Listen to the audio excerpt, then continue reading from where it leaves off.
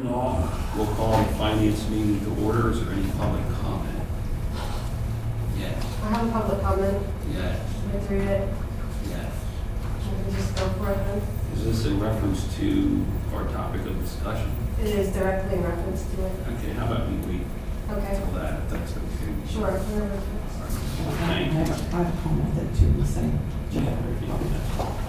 All right, we'll get to you on item 4. But we'll now go to meeting minutes of January 23rd. Is there a motion to approve the minutes? Do we have a second? I'll second. Any questions or comments on the minutes? All in favor, say aye. Aye. Motion carries. Next, we'll get into our topic of discussion, which is farmland preservation formula, funding formula. So we'll start with step Kurt. Yeah, so Commissioners, a while back, you tasked us with looking at long-term type model for farmland preservation, so we took a look at that. Presenting the results today, the two options were kind of pay-as-you-go model, which we've traditionally done. Also looked at a bond, worked with finance on getting all the numbers for that, so just kind of the steps to kind of get highlights. Sure. So our planning horizon for looking at sort of a long-term plan was about 15 years. And the 15 years sort of roughly corresponds with what the payback period would be for a bond. Some of the critical analysis for this was total cost to the county and total acres preserved. So as Kirk mentioned, we looked at sort of two sort of ways to go, the pay-as-you-go approach and a $5 million bond. And first I just wanted to hit some general considerations for a pay-as-you-go before we jump into the numbers.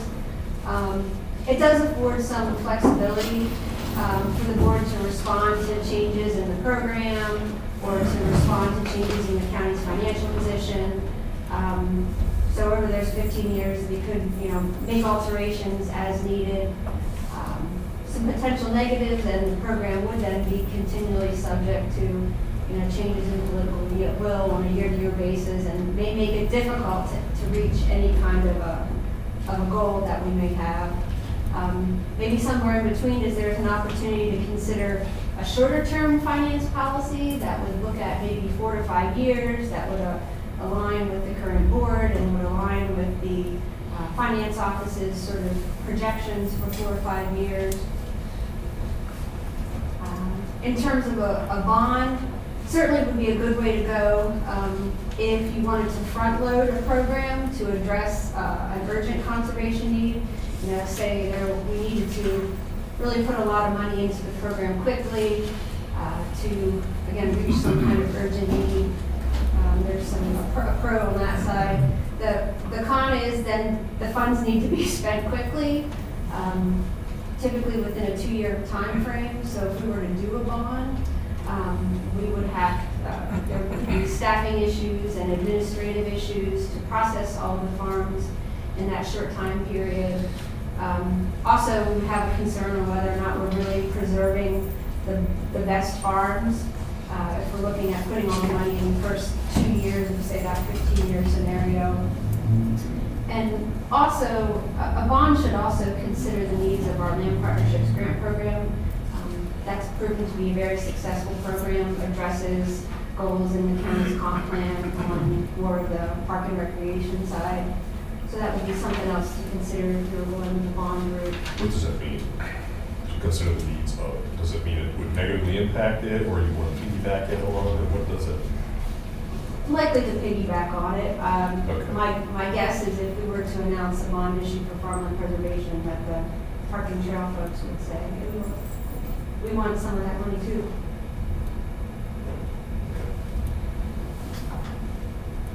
So in terms of looking at the numbers, I put together a chart here. The top part is the pay-as-you-go, sort of that bottom one line is the $5 million bond issue.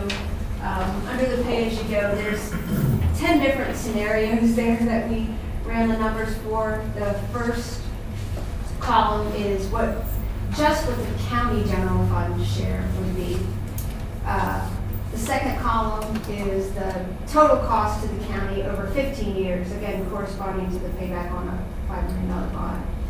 And then the final column there are the total acres estimated to be preserved if we take into consideration the county funds, the state funds, and that whole funding formula. So then there's this big table 1 that backs up all these numbers and how we arrived to them, but I thought it just made more sense to sort of summarize things in that table. And then the last part there, the $5 million bond issue, the $416,500, that would be approximately the cost to pay back the bond or the debt service of the bond debt annually, for a total cost there of $6.2 million. And then the final column is how many acres expected to be preserved. So then in sort of, I said we were looking at what's the most costly, what's achieves us the most acres of preserved farmland, sort of looked at those tables and found out at what price points or what acres preserved do things equal one another. So the $5 million bond issue scenario and the $250,000 pay-as-you-go annual allocation essentially achieve the same amount of acres preserved, but the total cost differs significantly. So in comparing those two scenarios, bond is significantly more expensive, obviously because of the cost of borrowing. And then if we sort of flip that and say, well, what costs about the same and what gets you more land preserved, a $5 million bond and the $416,500 pay-as-you-go scenario, which of course equals what would the cost to pay down the bond. They cost exactly the same, but we're able to achieve more acres preserved under the pay-as-you-go scenario. So I guess the summary conclusion is that the bond is more expensive and doesn't get as much land I preserved. have a question, because, we went through this all before, and how is this different than the conclusion we got a year and a half ago that said the bond's more expensive? I think we already established that. What was questioned was, what is the best means of what system is the most conducive toward achieving the goal? And that would take into question all the non-financing questions, such things as cash flow. And so have we had any discussion about, the idea of considering a bond was, okay, you might be able to ameliorate some of the cash flow impact. And number two, you could potentially have a more reliable revenue stream than than the current situation where you have it come up every year and be subject to what's the financial status of the county, which is good now. But what I would hate to see happen on this is what happened last time, which is that the commissioners did not anticipate true financial impact until the impact was upon us. And that also happened to coincide with the bottom falling out of the national economy. So we hit a budget problem at the same time we hit a national economic problem. And then the follow-up years were very unhelpful to this program.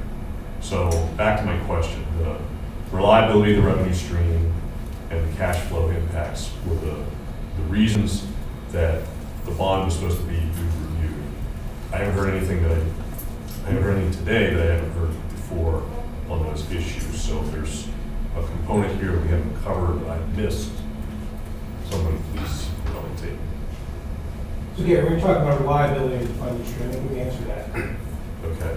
But for reliability of the funding stream, the funding stream can be there, but for the bond issue, it's going to tie your hands, it's going to cost you more money over the long term. So I think we've answered that question.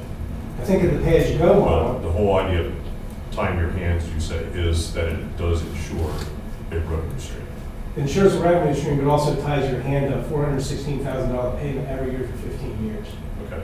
So when you see ups and downs, when you see new election machines, new radios, ups and downs in the cost of the county that may not be anticipated, it's going to tie your hand in making those payments regardless to get the cash flow to do it. That is true, but as we discussed before, the point was you can plan for it. At least you can plan for it. It doesn't make it easy, but you can plan for it. So what has been neglected here in most of this planning is overlay this the cash flow in particular with our budgetary process. So one of the things that I have said before we need to look at is if we want to make the big commitment, that's up to this board or the next board or whatever, but we need to understand when is that, how is that accelerating the depletion of county reserves? So in other words, what's our target date that we or this board, the next board is going to have to seriously look at, we need a revenue, we need to increase taxes to make that happen. So I think if we're committed to a long-range plan, we should be able to do that, at least have some idea. Is it 4 years out, is it 6 years out? What I don't want to have happen is when I got here, it was basically cupboards bare. So what you don't want is a board that on its tenure is going to essentially run the well dry, and then the next board comes in and there's no flexibility for them. So I think the question you're asking then is the what can we afford question. Is that right? that's a part of it, yes. Okay, because I think what we've answered here, we're showing you for different options what you can get in terms of acres preserved and how much it's going to cost you. You need to overlay that money on top of that, I guess, the countywide budget projection to figure out what can we afford. I think with our projections, Dan, we have $500,000 we've assumed moving forward. So you can see what the $500,000 gets you here versus the bond. I think the question on the bond, though, Gary, the big thing that we've answered here that maybe we haven't in the past, is we've actually put numbers to show you exactly a comparison between the bond and then also a pay-as-you-go model. And I think the important data that's coming out of this too is that with a bond, we have to spend that money in 2 years. And I think from our standpoint, some of the goals we've set, we're not going to get the types of farms that we want if we front-end it like that. And I'm not sure that there's a pressing need that we've seen to front-end that amount of money to try and preserve a lot of land fast. I mean, yeah, I totally agree. And the other thing you should know about the $5 million bond issue, then it assumes essentially we do nothing for 13 years. And I think that's also probably not going to be a I'm not sure I can follow that. Why would we do nothing for 13 years? Well, we put $2.5 million in the first year, $2.5 million in the second year, and then zero general fund dollars for the next 13 years. Our contribution would essentially be that $416.5, which would Because you have to expend it all, Yeah. over 2 year period. The other thing was discussed at the Agricultural Land Preservation Board, and Stefan Kirk presented this, is if we would go this route with a $5 million bond issue, we have a lot more applications this year, but, and two of our ag board members are here today, they may have some comments later, but the one thing that was brought up is we may end up actually preserving some farms that aren't the top quality, okay? Because we have X number of applications, this year, and let's say we get down through that. One of the nice things about our program, the way it exists right now, is that our Farmland Preservation Board members spend a significant amount of time ensuring that the best farms, that with the most fertile soils are the ones that we're preserving, and that they're preserved, in certain designated areas that have been identified in our comprehensive plan. So one of the problems with this, okay, let's raise the money and then spend it all at once, is that we may not actually achieve the goal that we're trying to achieve with this program, particularly the best farms to be preserved. So let me just, so I understand. All of those target farms are basically already identified. So is it a matter of they simply wouldn't be coming, they wouldn't necessarily want to go into the program at that time? We have our prime soils identified. We know the farms are roughly in that area, but we would need those farmers to step ahead and say, yeah, we want to be in the program and submit an application. We've seen an increase in application this past year through Stephanie's efforts of reaching out to 20 new applications. Well, exactly. We've seen an increase. If there's more money in the pot, there may be more applications, but enough applications to spend $5 million in 2 years would be a lot. I think the House Bill 2468 being prompted because now they feel safer that our easements are actually easements preserved through the McCormick debacle. So you're saying there wouldn't be the demand for that much money up front? In 2 years, yeah. Even if you use some of the bond proceeds to hire 4 people to work just on this issue. You're gonna lay them off then after 2 years, or what? Well, we hire people on a temporary basis lots of times. Oh, okay. Well, a 2-year stint is a pretty good contract. That was one of the other things that was discussed at the meeting, because if you're gonna do this many applications all at once, then you probably would need, and try to preserve farms within a 2-year period, you're probably gonna need additional staff. Right. And I And raised I that. would rather preserve farms than hire additional staff. I mean, I think we would need to do some targeted outreach to be assured that we're getting the best farms in that period. You guys have some other good information here towards the back, but I want to just make a comment. Yeah, the bond option, I don't think is our best option. I guess what I was looking to maybe see if we could get is some type of formula that we could run based off the budget. I don't know, I can't even try to describe what it is I'm looking for, but each year, through some type of formula based on our reserves, revenue, and so forth, we could come up with a number that would equate to a number to be used out of the general fund, whether it be $500,000, $700,000, $200,000. You mean like percentage of the reserve? A percentage of the reserve, a percentage of something, so that each year we don't have to constantly, is it 500, 600? It's just an option that might provide a little more consistency. Yeah, I mean, the only comment I would make on that is that I don't think that the program should be contingent on what we have in a surplus bank account, because this is supposedly a priority of the county. I get that.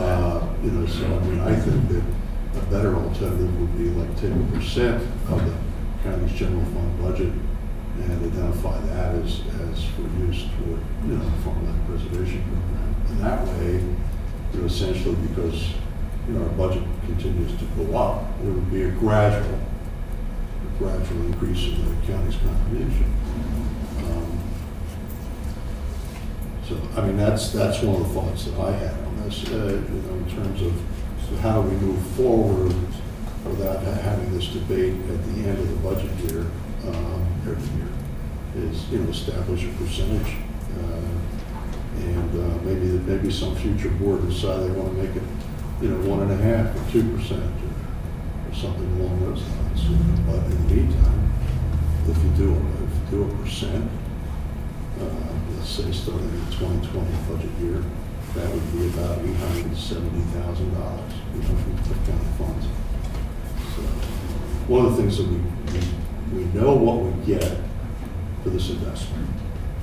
We know that we're going to get X number of acres of prime farmland, preserved in perpetuity, depending on what our level of funding is. But we know what we're actually getting. And, we can figure that out. And, I just think as a priority, 1% of our county general fund is not too much to ask. Proceed, Stephanie. Yeah, we get more. No. You have here, on one of your pages here, progress toward, well, first of all, where are we with Lancaster Farmland Trust? So we were supposed to get some type of update from them as to where they are. Yeah, I was promised in the beginning of the week that they would have the report to me by January 31st, which is tomorrow. So, Oh, okay. Kirk and I would like to take the opportunity to take the first crack through the draft and have some back and forth with them, but hopefully have something to you very shortly. Yeah, and one thing I've always heard since I've been here is we have a lot of applications right now, which is good. And I know likely some of them are not top of the line prime farm land. But you mentioned here about, where is it? Increased promotion of the 50% bargain sale out of ranking order option, which means we would accept the farm and may not have the best soil. Good soil, but not the best, but that would be at a cheaper price per acre. Correct. Okay, that's something certainly to consider. Trying to get other townships like Silver Spring to get involved. That's going to be like pulling teeth, but you know, it's something I think we need to push. I know you're always aggressive trying to get federal funding. Education, about tax benefits, you know, this is all good stuff. Anyway, Diane, you wanted to make a comment? I just like. Both of you, just for the record, mention your name. Maybe you want to go first, because you started with me first. It doesn't matter. As long as it's brief. Okay. I just want to thank you for the support we've already had as a family. We've had about 650 acres, about 6 farms, and some has been county only, some has been federal and state and county. But I just really appreciate your help that you've already given us. And I'm here to support more people coming in, be able to also, because we do have a lot of prime ground in our area too. But I know a lot of ones that to be preserved, and I understand, I'm from under a township, anyone, in case you're wondering, Diane Stain. And I noticed that, I think there are 2 applications from Monroe Township. I don't know who they are, that's, incidental now. But I just am tickled to hear that there are even people in the township there, because we are farther east in the development area. And I'm just glad to have that support and any support we can have. There were a number east of Carlisle. I'm really impressed for getting that far east. I'd like for you to Yeah, for the record, please give your name. My name's Kate McGraw, and I'm on the Ag Land Preservation Board for the county. Thank you, Kate. You're welcome. Before I start, I want to say I'm not in favor of the bond issue, and I'm not in favor of bargain sale. I don't want any of this information to get confused with those issues. So, dear commissioners, the first thing I see when I open my computer to the Cumberland County website is a picture of a beautiful field of farmland beneath the sky of billowy clouds on a sunny summer day. And it's charming, it's familiar, and it fills me with a deep feeling of home. Cumberland County's identity is the gentle rolling fields of precious farmland. The preservation of our farmland is a vital need for the long-term sustainability of Cumberland County. We must preserve our farmland because it is a finite resource. It is simply impossible to replicate millennia of natural forces that created the nutrient-rich prime soils that cover 63% of our Cumberland County landscape. Once the farmland is disturbed, bulldozed, and covered in residential or commercial development, it is gone forever and it cannot be returned to us. The residents of Cumberland County overwhelmingly support the idea of preserving our farmland. Although it appears that our priority is the preservation of our world-class farmland, our funding levels do not correlate with our lip service. Farmland preservation is not a token issue. It is a requirement for the protection of a vital human need for our continued survival. Survival that is also linked to our levels of enjoyment and exposure to beauty currently provided by our living in an area blanketed in farmland. I'm asking that the issue of properly funding our farmland preservation program be taken seriously. Back in 2016, we set what I believe is a very modest goal to preserve 45,000 acres of prime farmland by the year 2036. And those 45,000 acres will still only represent about half of the prime farmland in Cumberland County. This is a modest goal. However, at the current rate of funding from county allocations, our preservation program is operating on a budget that meets only a fraction of our program goal. At our current funding levels, projections show that we will only be able to preserve an additional 9,315 acres of farmland by 2036. This represents a mere 65% of our goal, and it is not acceptable. Please allow us the ability to raise our standards, meet our goals, and continue to improve the quality of life for Cumberland County residents by supporting the preservation of our farmland at our target rate. I'm not speaking for anyone here, but I am including, along with my members of the Farmland Preservation Board and directors of our program, I humbly ask the Board of Commissioners to adopt a policy that will be respected, enacted, and followed. That is, to tie our farmland preservation program funding levels to 1% of our total county budget. This will allow our preservation program to grow naturally as our county grows, and it will allow us to maintain the rich farming traditions of Cumberland County that we all dearly love. Thanks, Kate. You're welcome. Okay, that's, yes. Yeah. Oh, yeah. Okay, all right. This is part comment, part question, I guess. I'll say I'm not entirely opposed to the idea of a target, but I think we should be very careful about getting into this game of defining success in terms of how many dollars we spend, which leads to the question I need clarity on, which is Vince raised the point about the fact that we are, I'll use my terminology instead of the official terminology, but if we have an allocation of money and our goal ostensibly is that we are preserving critical soils, so I would call that first tier land. If we don't have enough applicants with first tier, are we then spending the money on second tier farms, that is lesser farms? We are. We could be, if there was an influx of money into the program in that we But go we're not- beyond that. We're first not year. currently doing that, so we have enough applicants of critical soils that our focus is exclusively there. Yes. In Okay. fact, one of the reasons that we have 20 new applications this year is we made a very targeted effort to try to get better applications. Because we were halfway through the list and saw if we continue, there's a chance we're going to get down to those lower tiers. And Yeah. simply with a mailing and a meeting, we got 20 new applications. Well, You know, I think some people aren't aware of the program, or maybe they were applied in the past and got frustrated, or how their neighbor got in and they're thinking, maybe I have a chance, so. I guess my point is this, is that the right kind of effort can achieve the best results. And for that reason, again, I have a problem when we define success in terms of how many acres we preserve, because that doesn't tell the whole story.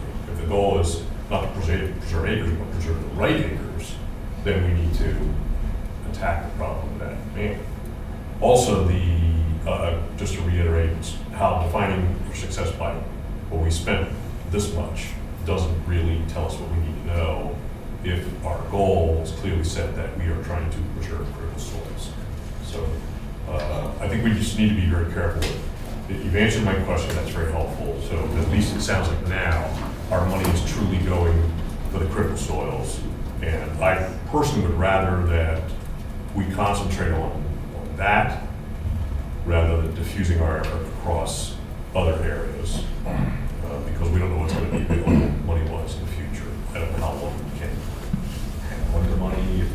Do you bank, if you have a year where you don't have enough tier one, rather than spending it on tier two, do you bank that for another round of applicants, or how do you do that? I mean, our state money is good for 2 years. 2 years, okay. But, you know, we haven't had the issue to date where we've gotten down past those basically those farm soils. Okay, great. I think I'm going to be asking about that again in the future, because I personally really think we need to keep our focus where we say our focus is, which is critical soils. So the only other observation I would make too is that, well, 2 things. The point about getting our municipalities involved is good, but if we send a signal that we're going to continue to do the whole thing, you're never going to get municipalities recruited in, and they could be very valuable partners, but I don't think they're going to feel compelled to do it if their attitude continues to be, we don't need to do it, the county will do it. So I think that's why we need to be careful about just saying, well, we're going to spend 1% regardless of how it's spent. So we could use it as a target, but I still think we need to ask a lot of questions every year in terms of what types of applicants we have, the qualities that are involved. And I would just make one last point, which I have made many, many times. I think we definitely need to be concerned about the cost of it. Despite all of the, discussion of need to preserve acres, we should bear in mind that this is paid for largely with county tax dollars. And the cost of farmland preservation disproportionately affects other farmers. And that is why the Pennsylvania Farm Bureau surveys have often shown that support for farmland preservation as an issue can be sort of half and half. Because who pays the most taxes in a property tax-based system? People who own property. Who owns the most property? farmers. So you've got some who are benefiting, and that's fine, that's as it's intended. But if we're forced to do a substantial tax increase for this at some point, that burden will fall predominantly on other farmers. Just something to keep in mind as we proceed. Just Stephanie, you have here, in order to make the goal of 50% by 2036, we would have to preserve approximately 1,400 acres of land. And of the farmland that's out there now, how many acres approximately is prime? Well, in our future land use area, our ag prime is 45,000 acres. That's remaining? That's not. 45,000 acres total, 20,000 that we preserve, so roughly 25,000 left. 25,000 left to be, which is considered prime. Correct. Correct me if I'm wrong. Ag Probably- prime, that is, Ag is in prime. our future land use map. There are some areas that have have some prime soil, but maybe there's enough suburban development in that area that that 50-acre tract is now pushed into the ag rural category. What's my thought? The last time, correct me if I'm wrong, that we actually preserved farms that were very prime. And back when the Growing Greener monies were floated around like 10 million, we preserved like 20-some farms at once. Were all those like a prime group? Yes. I know it's a long time ago. Yeah, and we did a study back in 2016 to look at where our farms were. Now, this was as of 2016. So at that point in time, 92% of the preserved farmland was in the ag prime character area. Okay, so most of it was. Yeah. There is. Yeah. You look too that our program requirements really put a heavy priority on those farms within that soil. So unless we drastically change our program requirements, our ranking scheme, we're going to continue to get the results that we desire. Right. For prime soils. And that's good. Yeah. I don't think, though, that we should diminish the fact that there's other benefits to the preservation of our farm acreage, and that, including the conservation of our groundwater resources, which, benefits all of us in Cumberland County. A couple of things I just want to make. First of all, I think Commissioner Eichenberger said that this program is paid for largely by county tax dollars. That's inaccurate. That's entirely inaccurate, because we get somewhere in the neighborhood of $2 from the state for every dollar we put up, I think, in the county fund. Isn't that correct? It was about $1 to $1.30 or something like that. So for every dollar we get. Well, we also get a state amount that's not directly tied to the match, Oh, correct. right? So how many state dollars do we have versus county dollars right now? It's like 3 to 1, isn't it? Yeah, so at Or 2 to 1. roughly $500,000 in county money, we get 1.6 in state dollars. So anyway, I just wanted We can to. higgledy-piggledy over who's paying the bulk of it, but if it's a $500,000 in Cumberland County money, it's a $500,000 in Cumberland County. So that's, the point still stands that there's a substantial amount of general fund dollars coming in. Well, That in itself is not- compared to what? But that's okay. We can. No, your point's well taken, it may not be the bulk. We can get, the other thing I want to mention here is, this suggestion that I've made, and I think one of our ag board members has also made relative to a percent of the county general fund budget. And I'm, thinking ahead now. We know that bond issue that we're talking about here today, which preserved farms many years ago now, okay? That bond issue is finally going to be paid off. And I think we're talking about a $300,000 savings to the general fund when that's paid off. So if you take the $500,000, that we allocated this year, plus that $300 million, you're pretty much at a wash in terms of asking the taxpayers to pay any more than they're already paying here from Cumberland County. So I think, the 1% is very reasonable.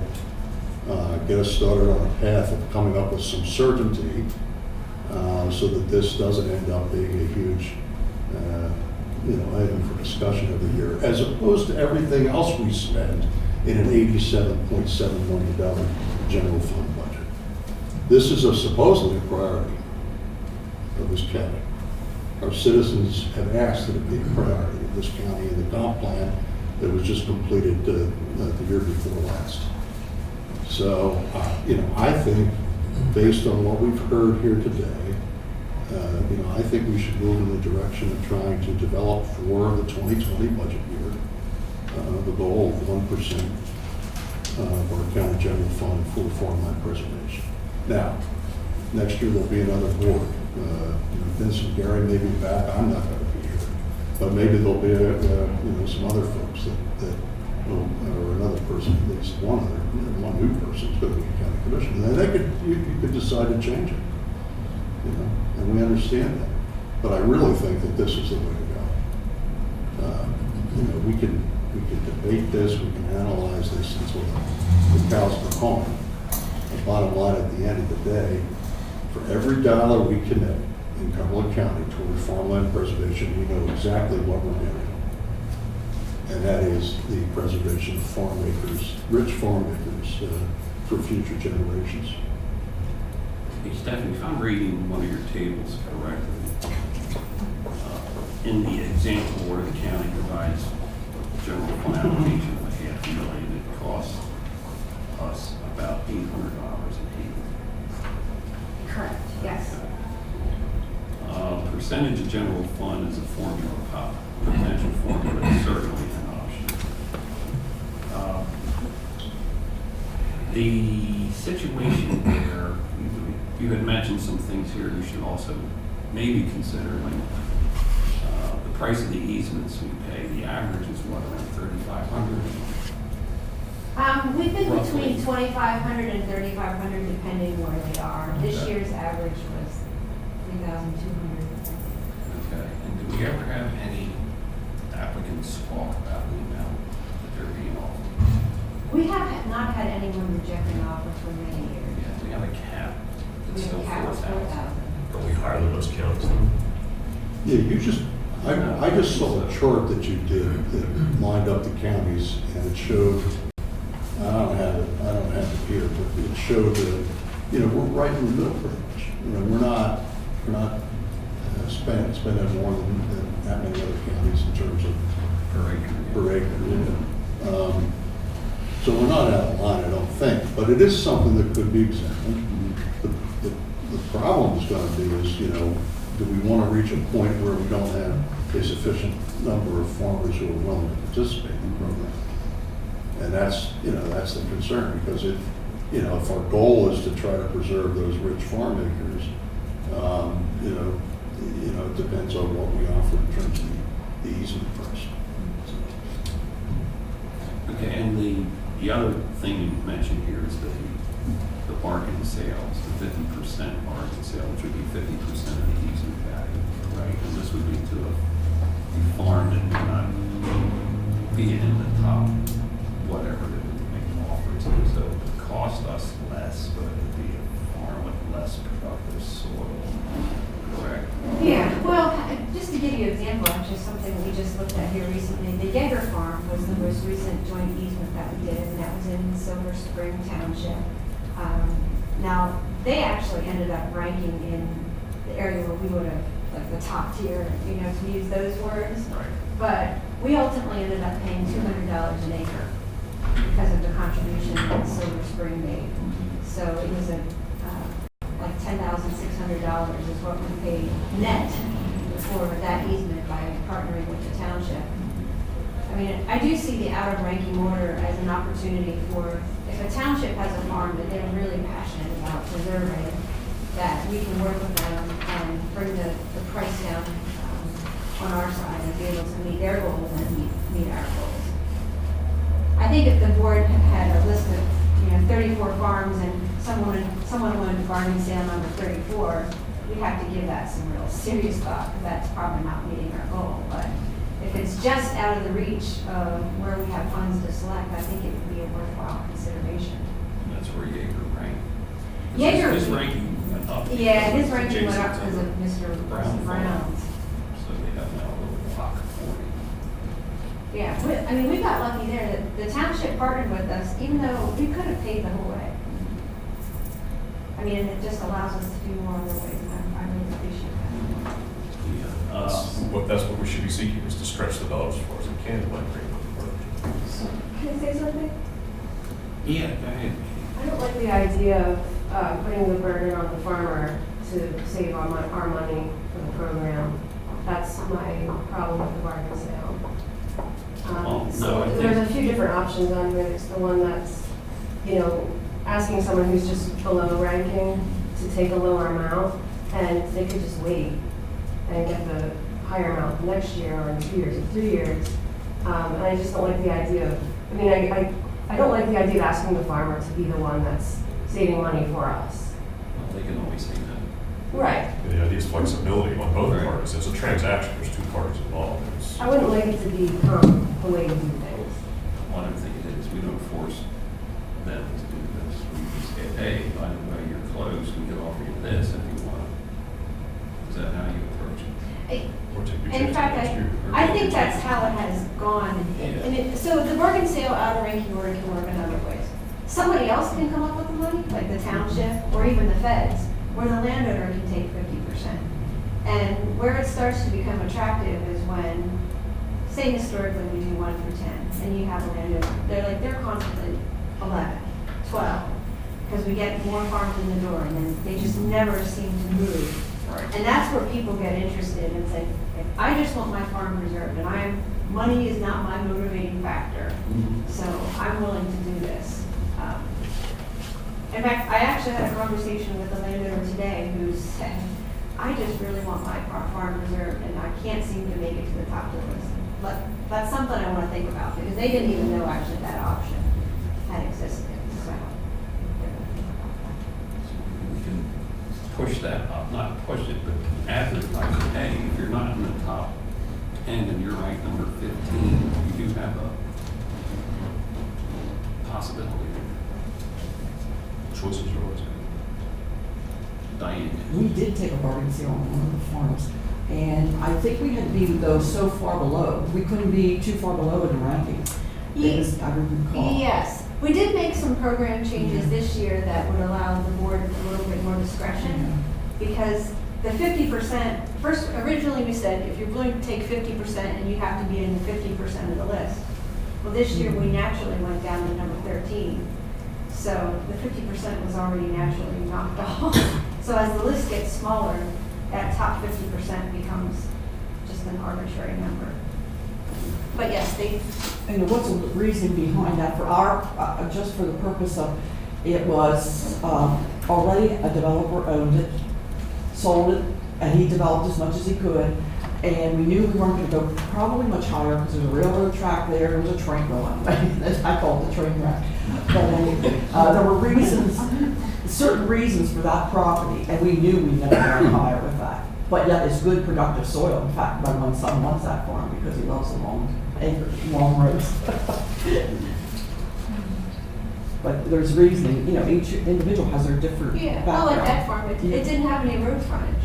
Right. So it didn't score on the development potential piece, but for the other factors, it was good. How many acres right now, Stephanie, do current applicants make up? I believe it's just shy of 3,500. Well, one of the things we did learn that sometime in the fall, right, we should hit the 20,000 acre milestone in Cumberland County. We've selected 20,000, we just need to settle on the 20,000 come fall. So we've talked about some type of an Yeah. event to some. Which I think is positive. And, I think as we move forward, we just need to consider doing all that we can. If it is a priority of our citizens. I think that the example that was set by Silver Spring Township, of course, Vince can speak better to this than I can. But that came from the grassroots up. That really did. And, we hopefully, could see that in some of our other municipalities in the western part. you know, with the county. And, you know, that could be an initiative, whether it's coming out of the municipality's budget or whether or not they do like what happened in Silver Spring, they vote to tax themselves to preserve farmland. And it's, you know, it's paying dividends, working in partnership, in collaboration with our county program. It's really benefiting Silver Spring Township. The issue of Your township, you guys. the issue of the federal funding, I know there's a couple little extra requirements with the federal funding, right, that's placed on the farm owner, but they're really not outrageous, right? I would agree. Unless it's a smaller tract and you're doing something intensive where you have a lot of agricultural buildings, for a typical crop farmer, it's What we have in the past number of years, we've been successful in getting a number of farms, you know, to go with the federal program, which saves our program a little bit more money. So I think, you know, we've tried to do everything to, you know, to do the best we can. I admire the members of the Agricultural Land Preservation Board because they did such a great job in terms of, you know, the ranking and everything else that goes with this. And I know their heart is in it, but I also think we have a lot of citizens in this county who also believe in this. I mean, we saw that with the preservation of the historic McCormick Farm, that, you know, people came out from all walks of life, you know, in support of you know, against the condemnation of the McCormick Farm. So I think it's a big issue for the residents of this county, and so I think anything we could do to help improve upon it, I think would be important.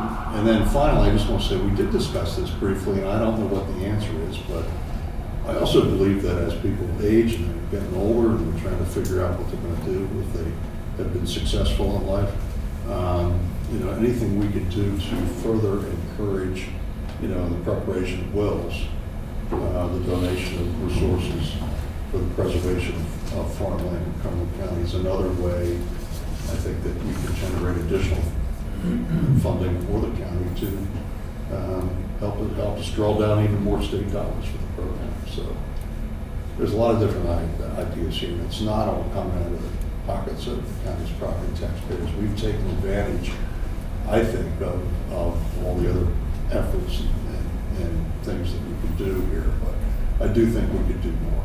So. Yeah, the state does provide good language. That's good. Dana, you have any comment on? Listening to everybody talk, one thing that it sounds like is important is to get more donations from municipalities and private. What do you think about potentially giving a general fund normal allocation and then also setting aside a certain amount that matches other people's donations, whether it's a municipality or a private donation? Because that way we would be encouraging more money to come in. It's kind of like us incentivizing like the state does for us. So we give, say we keep our current allocation of $500,000 and then we set aside up to another $500,000 a year, not just real numbers. And so in 2019, we get $250,000 in donations. We would put that additional $250,000 into the next year's allocation. So we would get their $250 plus another allocation from the county for $250 that we would certify in the next January. But if it was $500,000, if we got $500,000 in donations, we would put the $500,000. It would be a match. Was there a year where South Middleton contributed a figure to preserve? That was just an allocation from the township. It wasn't a tax thing. Okay. Yeah, it's a Calumet farm. The Calumet, they had looked into a similar program in Silver Spring, but it was defeated. But that amount that South Middleton put towards that wasn't for the entire cost of the farm. Was it like matching the county or? They did $50,000 a year for 3 years, so they contributed $150,000. And then that farm was a bargain sale. I can't recall what the purchase price was, but we chipped in some and they chipped in some. But it was not the full price. No. So what you're saying, Dana, is maybe similar to that. See, for a township to start their own tax, their own program be taxed, you're looking at minimum 10 years from that happening. It's just red tape crap you have to get through. So, Again, but- something of the same result though by offering, if there's a local partner, we have the option of moving them up the list. I mean, that's almost the equivalent of a cash match anyhow without the complications. So I think we're kind of doing some of that. And see, a township would then have to budget that, but the way our application process goes, there would be enough time for them to budget it. For example, I know there's 3 new applications in Silver Spring, but there's new ones in Middlesex, I think there's some in South Middleton. There's some possibilities there. Timing-wise, it would be a little tricky because we'd have to probably do, say, our ranking for 19, and then maybe they would budget for 20. But given the time it takes to close, maybe that's makes sense. I mean, in some ways, what Dana suggested is similar to what Lancaster Farmland Trust has Yeah. thrown out there. Right. When they're working with Lancaster County gives them a challenge grant. I think the difference, though, is that Lancaster Farmland Trust preserves the farm, makes the selections, and administers, versus us just taking the money back and putting it into the state program, which then we get the benefit of the state money. So. It's really a preview discussion that we'll probably have here in a couple of weeks with Lancaster Farmland. Yes. Steph and I have talked internally about, if we start a program with Lancaster Farmland Trust, it's really similar to municipalities starting their own open space fund. You look at staff, you look at operations to get out, you get the donors. Whereas if we have a certain match program here that we could keep it just in the state program, it may be able to get up and running faster. But Lancaster Farming Trust, they don't deal with state match. This is all private money. Correct. Now, they're exploring options. Yeah. There's in one legislatures to try to bring a portion of the state money to nonprofits, but then, of course, then that sort of takes away the pot for others, so that's been fairly controversial. But they pretty much concentrate on the plain sector. And we need to hear from them how successful. Yeah. And because they may be coming up with nothing, or they may be coming up with. I think the preview on the Lancaster Farmland Trust is there does appear to be some interest in the plain sect community. Okay. They've had some positive results. How that all shakes out yet, I guess the final results will tell. And I think they're probably more concerned on the fundraising front, that they'll be able to bring the money to the table that they would need to do a substantial program. Okay, bring me up to date on where we are. Were they supposed to prepare a report or something? That's what we're waiting for? Yeah. This one tomorrow. Because Yeah, tomorrow they're okay, supposed to have. They received a grant, right? Yep. Okay. Yep. So we should be finding out as to what all they've studied and looked into, and all the meetings that they've had. Yeah. And what that has meant. That Yep. should be coming up here. They That's had what a- you're getting tomorrow. Yep, they had a gentleman out on the farm for over 100 hours, just doing one-on-one visits with landowners to determine what their interest in farmland preservation has been. The bulk has been plain sect, but the sort of the end stages of the work has been looking at the shale farmers to see if there's any possibilities there. And there's one landowner I always keep pointing to. He owns 500 acres of land along the conduit adjacent to the state game lands. There's a lot of potential there that's not, prime ag, but there's a lot of other benefits that might be suitable for the Lancaster Farmland Trust program. We've got a little more information to deal with. Did anybody else have anything before we close? I have one question I have to ask. The question was raised, or the point was made earlier about preserving groundwater through farmland preservation. But it's also true that one of the top polluters of particularly surface water, but also groundwater, are farms, particularly dairy farms. So I'm going to ask the question I've asked in the past, which is, those farms that are qualifying for our money, are we requiring them to meet the remediation plans of the conservation district? We are. we are still requiring them to, So in order to make application, you have to come to the table with the soil and water conservation plan. okay. So that's the, minimum criteria that you have to have. And that syncs up with what conservation district's doing, because they're the ones who, I believe, proposed the individual plan for that farm. to Well, mitigate they may the not have runoff. written the, well, they would not have written the plan, but they are responsible for doing on-farm site visits and determining if they have a conservation plan and helping them to implement it as a. But they have to be in compliance to qualify for our money. Yes, yeah. Compliance with They the have to- conservation plan. Yeah, they have to, in fact, Okay.